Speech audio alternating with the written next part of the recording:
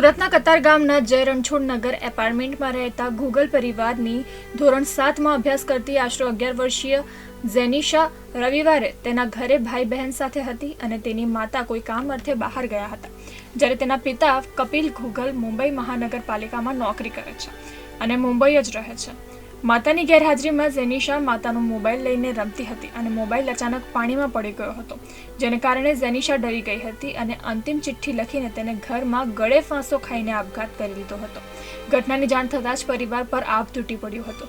ઘટના અંગે પોલીસને જાણ કરવામાં આવતા પોલીસે ઝેનિશાના મૃતદેહનો કબજો મેળવીને પોસ્ટમોર્ટમ અર્થે ખસેડ્યો હતો અને તેણીએ લખેલી અંતિમ ચિઠ્ઠી પણ કબજે લઈને તપાસ શરૂ કરી હતી. ચોક બજાર પોલીસ સ્ટેશનની અંદર કંટ્રોલનો કોલ મળેલો પીસીઆરને કે એક બાળકીએ સુસાઇડ કરેલ છે. જેવી જાણકારી મળી કે તાત્કાલિક ઘટના સ્થળે ગયા. ઘટના સ્થળે જઈ અને જોયું તો એક બાળકીએ સુસાઇડ કરેલ હતું, જેની ત્યાં એક એને સુસાઇડ નોટ બી લખેલી હતી.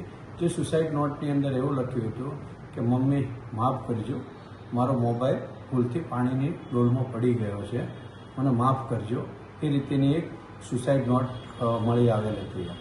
જે આવી ઘટનાની અંદર હોય ત્યારે જે માતા પિતા છે, બાળકો એમની આગળ એમની કોઈ રજૂઆત છે કે એ કહી શકે એ રીતેનું ઘરમાં વાતાવરણ હોવું જોઈએ, જેના કારણે આવી કોઈ દુઃખદ ઘટના ન બને.